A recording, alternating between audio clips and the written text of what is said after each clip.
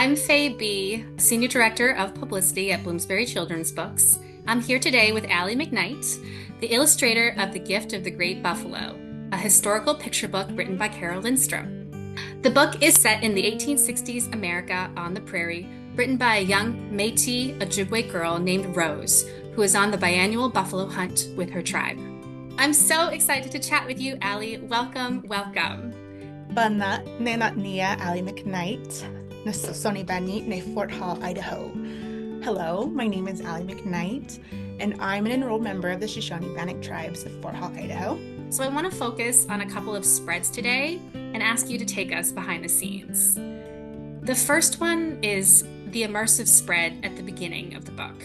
Can you talk about what you were trying to depict here visually? There's a lot going on. The scene is truly a labor of love because you're completely correct with the fact that there's a lot going on. But I love that you pointed that out because that's life. That's life with the Métis people. That's how they lived it. That feeling, that overwhelming feeling of excitement, anticipation, and joy, that's what I dreamed for this spread.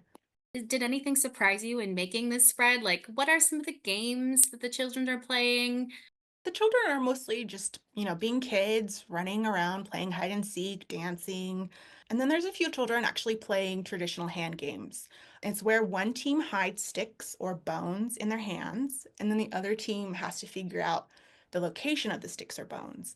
It really does feel like you are telling such a textually rich story in the background of Carole's text because you were able to use the canvas, right? You're able to fit in all these beautiful details. Oh, thank you. So the second spread I wanted to discuss, and one of our favorites in the whole book, is after Rose finds the buffalo hunt and she slips on the spare wolf skin that Pa left on his horse.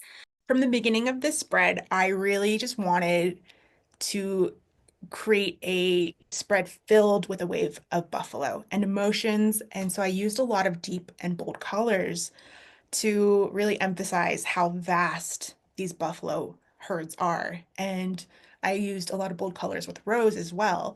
And that sort of tethers her to that spread. But then within the sky, there's the buffalo spirit, and he's kind of our guide.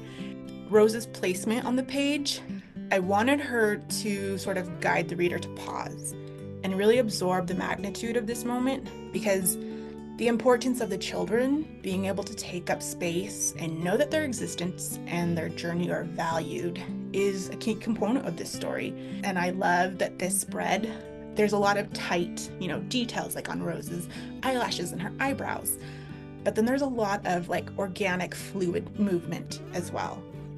I did want to ask you if there is a particular image or a spread in the book that you really enjoyed working on. This one's actually really easy.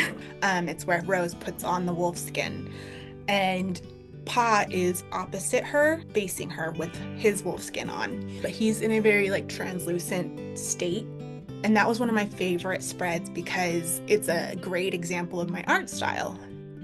When I'm approaching any artwork, it's to use textures and colors and layers of paint to create a range of moods and emotions on a single piece of paper. And that kind of layer is found throughout the book. So when you're reading through her story, there are lots of little reminders of our history and our roots and the lessons we have hopefully carried with us, being represented by that kind of translucent layer. The more I get to play with color and layers, I feel like the more clearly a story emerges from the picture I'm creating. And I just hope that the readers can really feel the wonder and curiosity in the story through the visuals that I've created for them and really lean into their feelings as they experience this journey with Rose. And what a note to end on. Thank you so much, Ally, for joining us today on Meet the Creators. Thank you.